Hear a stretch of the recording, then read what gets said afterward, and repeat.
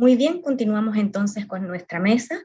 y ahora vamos a presentar a la siguiente expositora, la doctora Viviana Rodríguez, nacida en Mendoza, Argentina, ha vivido también en Inglaterra, Estados Unidos, España y Chile. Su propia itinerancia y mestizaje ha sido clave para interesarse en los problemas de identidad, pertenencia, intercultura, ciudadanía y derechos globales. Es doctora en educación por la es doctora en Educación por la Universidad de Oviedo, España, y profesora licenciada en Filosofía por la Universidad Austral de Chile. Es directora de la Fundación Educacer, focalizada en educación y desarrollo humano sostenible, y colabora como docente y guía de tesis en el programa de Magíster de Inclusión e Interculturalidad Educativa de la Universidad San Sebastián, Valdivia, Chile. Ella hoy nos hablará sobre los saberes ancestrales, etnoculturales y buen vivir, intersecciones para la inclusión social en la escuela rural. Adelante, Viviana. Muchas gracias. Un saludo cordial a todos los puntos de esta querida Latinoamérica y el Caribe y más allá de sus fronteras. Es la ventaja que nos da hoy este encuentro en la distancia, ¿no? Yo voy a partir haciéndome cargo de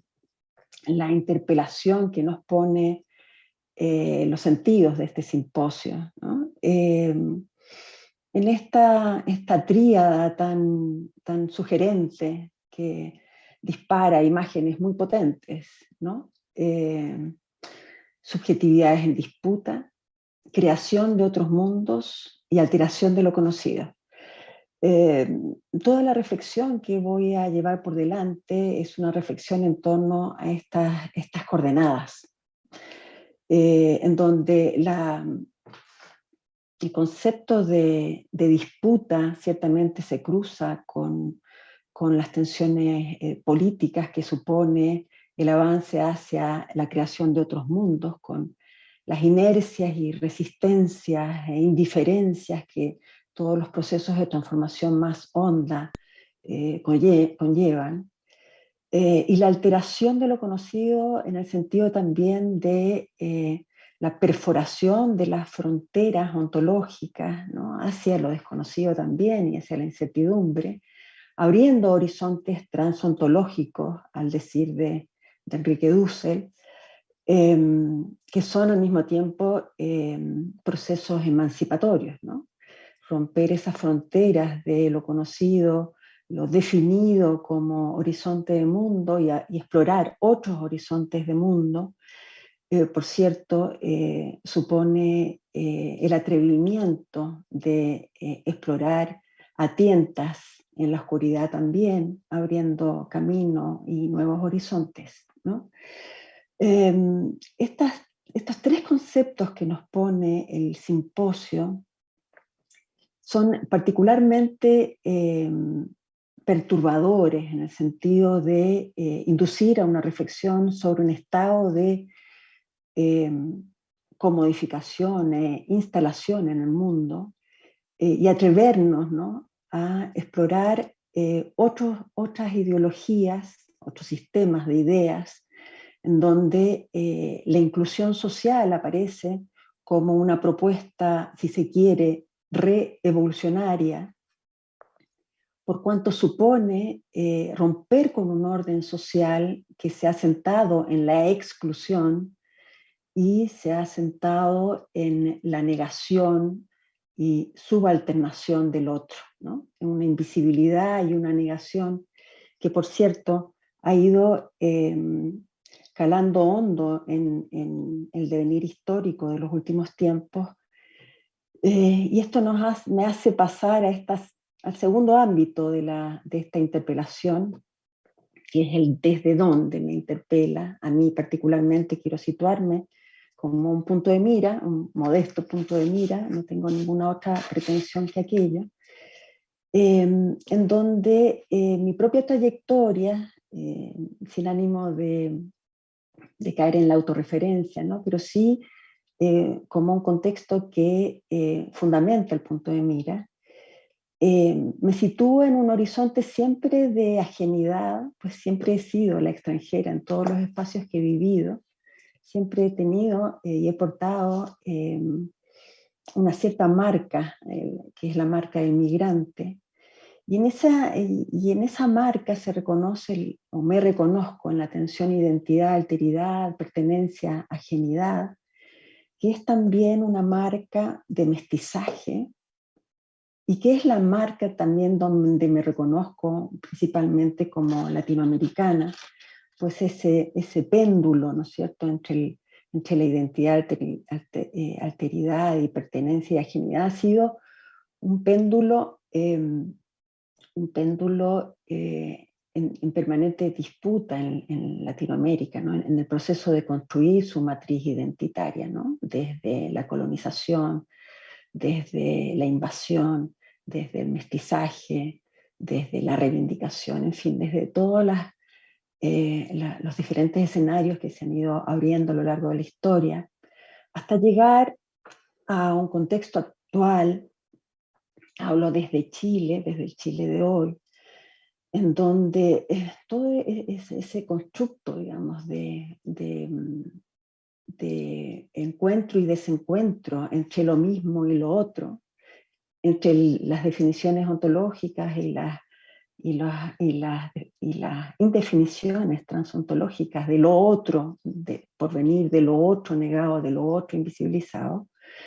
ha ido cuajando en un contexto de alta tensión política, como sabrán muy probablemente, ¿no? Que culminó el 2019 en un hito probablemente sin precedentes históricos, como fue el estallido social de la primavera del 2019, hace casi ya 2 años, y todo el devenir a posteriori, ¿no es cierto?, que ha ido generando nuevas condiciones, ha ido abriendo nuevas temáticas, nuevas problematizaciones, nuevos actores políticos. Es decir, se ha movido todo el tablero de ajedrez, todas las piezas, y hoy estamos en una convención constituyente repensando las coordenadas de nuestra institucionalidad, con un escenario también inédito como es una convención paritaria y una convención con escaños reservados para pueblos originarios, algo totalmente nuevo para la historia de Chile, y también, me atrevo a decir, es un hito a nivel mundial, a lo menos en lo que respecta a la paridad de género, ¿ya? Es la primera constitución que será radicada en esas condiciones de entrada. Entonces, todo esto como contexto para entrar a una reflexión sobre qué nos ha hecho llegar a este estado de malestar, este estado en donde la exclusión histórica de la larga historia de Chile y la cristalización de un modelo de segregación, segmentación y exclusión social terminó generando este escenario de reinvención a propósito de la creación de nuevos mundos, ¿no es cierto?, como nos pone los conceptos de este seminario, ¿no? Entonces, en este contexto, algunas resonancias. Lo primero, la constatación de una crisis, ¿no?, social, económica, política, ecológica, ética, que tiene de base una serie de elementos, y acá abro, probablemente se abrirán luego deliberación, porque esto es un punto de mira que al entrar en el terreno de lo político, por cierto, generará, y espero, pluralidad de opiniones y deliberación. Pero a la base de este cambio de coordenadas y de este malestar, encontramos un extractivismo y depredación ambiental, producción y crecimiento ilimitado, consumo, acumulación, concentración del capital, bienes y oportunidades, pobreza, inmigración, inequidad y exclusión social, crisis del patriarcado, crisis de gobernabilidad, en fin, una serie de elementos que alimentan una crisis que de alguna manera también denotan cierto olvido de los fundamentos de lo humano, al decir de Humberto Maturana, ¿no es cierto?, en ese libro maravilloso de fundamentos olvidados de lo humano. Algunos elementos que al ser olvidados han estado, ¿no es cierto?, en la base de esta activación social y de este estallido social en el contexto chileno, ¿no? No podría decir en primer 4 fundamentos que podrían ser otros, ¿no? Pero que vamos a ponerlos vamos a priorizarlos para poder avanzar en la presentación. Un primer fundamento, el fundamento de ser persona y todo lo que conlleva, ¿no es cierto? El derecho a ser quien soy, el derecho a mi diversidad y unicidad, el derecho a la igualdad, en fin, todas las condiciones que en el discurso de los movimientos sociales que están en el mundo, repartidos en el mundo, han cristalizado el concepto de ser una persona digna, ¿no? O la dignidad de las personas. El derecho a pertenecer, el derecho a ser incluido, el derecho a ser parte de una sociedad en igualdad de condiciones, el derecho a ser una persona amada y que ama, y por cierto, entre los fundamentos también la aspiración a tener una vida buena como una aspiración legítima, ¿no? No entendida la vida buena, y acá vamos entrando ya a hacer el pase, digamos, al concepto central de esta presentación, entendiendo por vida buena no necesariamente la vida sostenida, ¿no es cierto?, en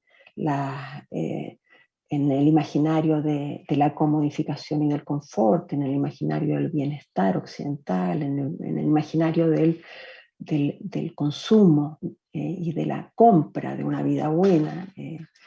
intercambiando tiempo de vida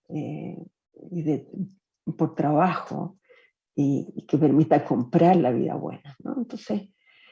hay un cierto olvido de esta aspiración a tener una vida buena, y que de alguna manera nos permite recuperar parte del legado de nuestros pueblos originarios. El concepto del buen vivir es un concepto que es parte de la herencia de los saberes ancestrales no culturales, legada por los pueblos originarios andinos y amazónicos de nuestro continente, que viene a constituirse hoy en una revitalizada, recreada y resignificada alternativa al desarrollo e ideología del progreso, que nos muestra una visión diferente sobre los modos de habitar nuestros territorios, mucho más rica en contenidos y posibilidades de vida plena. Una alternativa al desarrollo y no una alternativa de desarrollo, en el entendido que los pueblos indígenas tienen unas coordenadas de razonamiento que no necesariamente remiten a la linealidad mecanicista del desarrollo o del sentido del desarrollo occidental, dirigida hacia una mejora continua, ¿no es cierto?, una mejora ilimitada, ¿no? Tenemos múltiples raíces de este concepto en los pueblos de los Andes y de la Amazonía. Vamos a recoger 4 que son los que han sistematizado, resignificado y recargado epistemológicamente también este concepto, que por cierto ha ido evolucionando y que no está cristalizado, ¿no es cierto?, en una idea precolombina o un concepto precolombino, sino que ha evolucionado y se ha recargado de una mirada que lo sitúa en el escenario contemporáneo con pertinencia epocal, ¿no? El Cumemoñén mapuche el Suma Causay quechua y el Suma Camaña aymara, que son probablemente los que tienen mayor cuerpo, mayor sistematización, a tal punto que el Suma Causay y Suma Camaña están a la base de las constituciones de Bolivia y de Ecuador. El concepto de buen vivir incluso ha derivado en un plan, ¿no es cierto?, una planificación que reúne un cuerpo de políticas públicas a ser implementado. Y el Cumemoñén, que está todavía en una fase más preliminar, pero sin duda alguna también ha ido entrando al debate del proceso constituyente, y probablemente estaremos escuchando más de sus propuestas y de sus apuestas, y de toda la deliberación que sin duda va a generar. Y el teco porá guaraní, con menos cuerpo, pero muy asentado ancestralmente en las prácticas y en los modos de habitar, en el ethos, entendido como modo de habitar de todas las dimensiones de lo humano, muy presente y muy vivo en el pueblo guaraní. El buen vivir, como les decía, no debe ser entendido, como, al decir de Guinás, como un retorno a un pasado andino lejano, a tiempos precolombinos. No es un concepto estático, sino una idea que se crea continuamente, y que en este sentido incluso hay quienes sostienen que no existe como un concepto legado, sino más bien a partir de la década de los 90, en el contexto del quinto centenario, ha ido cobrando resignificación epistemológica, y se ha ido desarrollando y cobrando cuerpo, ¿no? El buen vivir es la utopía ancestral de los pueblos indígenas, que hoy revive en su autoafirmación y en su persistente voluntad de ofrecer al mundo esta contribución a la construcción de una nueva sociedad que priorice la vida en equilibrio natural, social y espiritual. El modelo de crecimiento ilimitado que aspira a producir comodidad a costa de la naturaleza, a vivir siempre mejor y mejor que los demás, nos empuja a un colapso planetario. El buen vivir ofrece una alternativa a los ideales occidentales de desarrollo y gobernabilidad frente a los problemas ambientales y sociales globales. Aun cuando tiene un cuerpo común que es un espacio conceptual compartido, hay distintos enfoques también respecto del buen vivir, ¿no? En Bolivia, por ejemplo, es un principio ético. En Ecuador se expresa como un conjunto plural de derechos, mientras algunos ven al buen vivir como consistente con las ideas occidentales de desarrollo sostenible, como sostiene Walsh, por ejemplo. Otros lo ven como una plataforma donde se comparten puntos de vista críticos sobre el desarrollo y se plantea como alternativa al desarrollo. Y es aquí probablemente donde se juegue la mayor tensión, ¿no? La tensión política entre la continuidad y una continuidad con reformas que sostiene ciertos modos de organización económica y fundamentalmente de producción y de explotación de los recursos naturales, pero con atención al cuidado de los ciclos de la naturaleza, ¿no es cierto?, y a un desarrollo sostenible, versus posiciones más radicales que se plantean post-extractivistas y post-capitalistas, ¿no? En donde claramente sacan de la nomenclatura derechamente el concepto de desarrollo y hablan más bien de comunidades sostenibles en lugar de desarrollo sostenible. Respecto del buen vivir y la educación, tengo poco tiempo y voy a tener que apretar bastante. Tenemos amplios consensos y también tenemos amplias divergencias, ¿ya? En el territorio de los consensos está el enfoque de derechos, ¿no? El buen vivir entendido como también el derecho a la educación. El buen vivir entendido también como garantías de igualdad de oportunidades para todas las personas, ¿no? Que generen condiciones para el desarrollo de las potencialidades de cada uno. Esta perspectiva de derechos en educación es también una práctica constructora de inclusión social. Por lo tanto, sintoniza plenamente con los principios del buen vivir. Pero va un poco más allá en el concepto de inclusión social al considerar también los derechos de cuarta generación o los derechos ambientales definidos como derechos de las generaciones futuras. Es decir, no hay inclusión social efectiva y real si es a costa de las generaciones futuras, es decir, sacrifica a las generaciones futuras. Por lo tanto, no podría haber inclusión social sin sostenibilidad planetaria. Y en tal sentido cobran muchísima centralidad los derechos de cuarta generación. En el territorio de los disensos o el espacio de la deliberación, entramos en el ámbito curricular, siempre como artefacto de gestión cultural, ¿no es cierto? Y de producción, reproducción y transformación sociocultural. El currículum siempre es un espacio de disputa, ¿no? Tiene una dimensión política muy poderosa. Y aquí el buen vivir tiene y juega un rol central en cuanto a los contenidos de la cultura, los valores, los conocimientos, habilidades, enfoques, sentidos que requieren ser atendidos en la gestión curricular para ser transmitidos a las nuevas generaciones, para su preservación, a fin de aportar al desarrollo de comunidades sustentables, cuyos individuos vivan en armonía consigo mismos, con sus congéneres y con la naturaleza. ¿Ya? Esto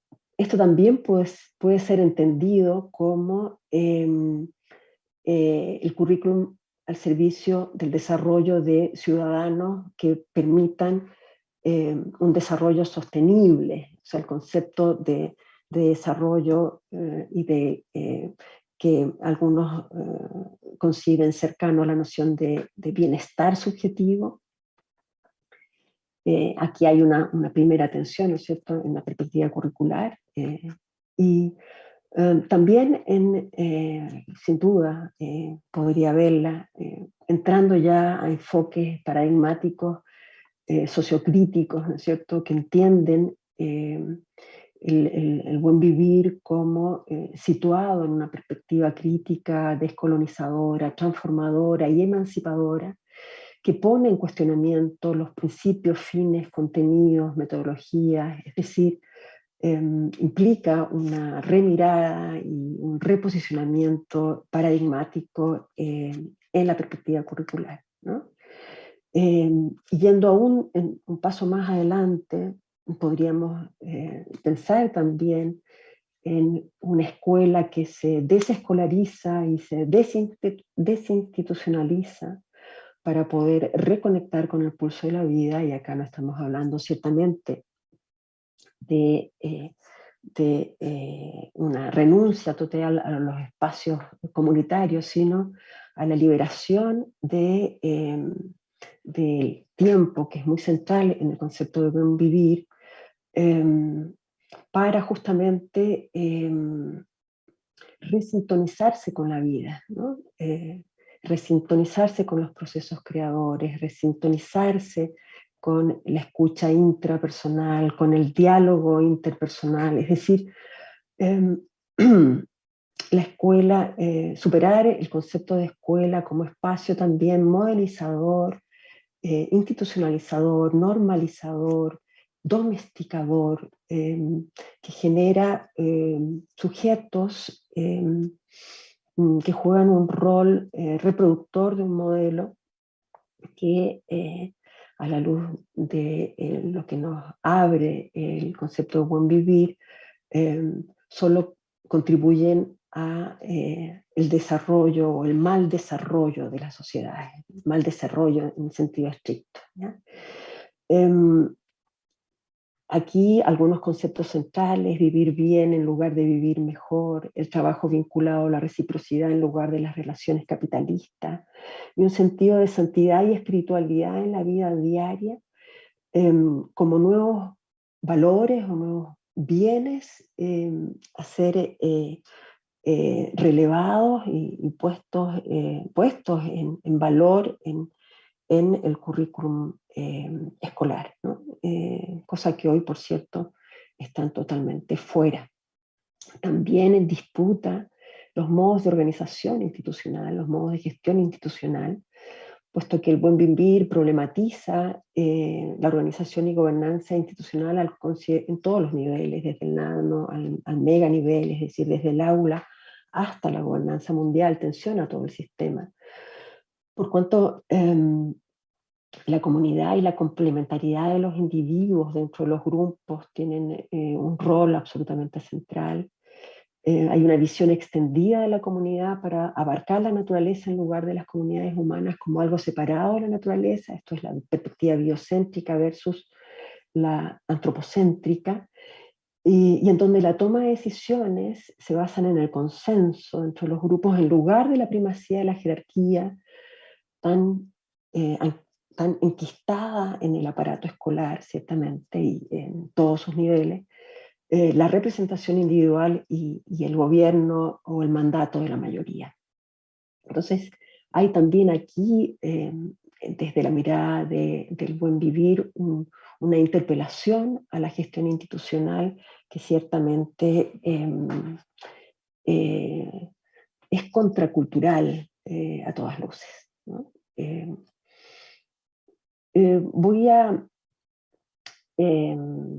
Voy a saltarme en función del tiempo, va a quedar en la presentación, por cierto, para quienes les interese, un cierto esbozo de las posibilidades de tránsito hacia una sociedad que ponga en el centro el buen vivir, que recoge el trabajo de Matthew Le Quong, en donde reconoce 3 vías que se han ido sistematizando: la de los culturalistas, la de la corriente ecologista y la corriente ecosocialista,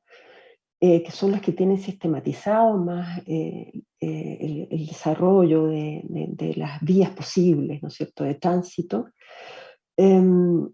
y recoger de ellos algunos puntos en común. Las 3 posiciones pueden leer el espacio rural como el espacio más propicio para el arranque del tránsito hacia una sociedad del buen vivir, ¿no? Siendo el contexto rural el territorio de resistencia de las comunidades indígenas a lo largo de siglos de despojo y negación, trabajar desde allí el abordaje de los sentidos del buen vivir en términos educativos nos ofrece asimismo la oportunidad de hacer de la escuela rural un espacio de real inclusión educativa, donde se acojan y pongan en valor de manera central los saberes ancestrales de los primeros habitantes de esos territorios, saberes hoy revisitados y recargados a la luz de nuestros tiempos, es decir, no fosilizados en un ideario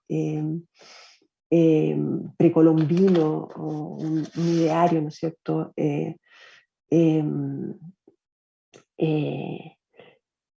previo al encuentro de los mundos, encuentro y desencuentro, es decir, revisitado también desde la mirada, desde otras miradas críticas, otras miradas que aportan a la resignificación y la recarga epistemológica del concepto, ¿no?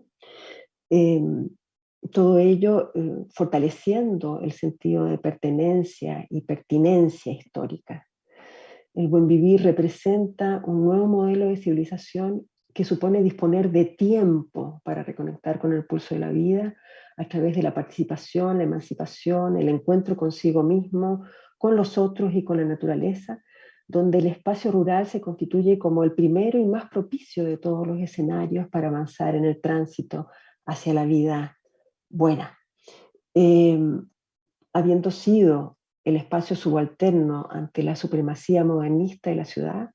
el espacio rural nos ofrece hoy la posibilidad de explorar otros modos de habitar y de habitarnos, es decir, otro etos, para sintonizar con la ponencia anterior. Esto es también otro modo de habitar y de generar a través del retorno a la tierra, el encuentro con uno mismo, con los otros y con la naturaleza, es decir, la alteración de lo conocido y la creación de un nuevo mundo. Gracias.